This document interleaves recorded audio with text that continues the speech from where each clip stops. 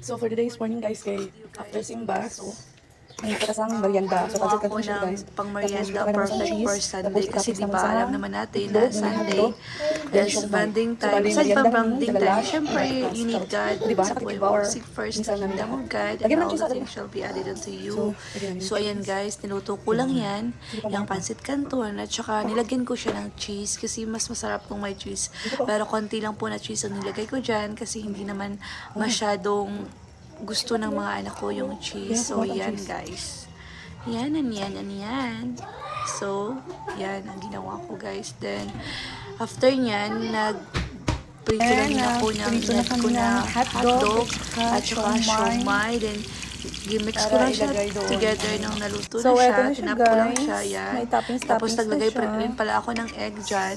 So, Yan ayan na siya yung guys. kakainin Ready to namin. eat na. Sa Kasalanan talaga ito lahat ni Kamangyan. Nakita ko to kay Kamangyan. Then guys, nagawa kami ngayon ng cock float. Tsaka yung matitira gawin namin ice cream.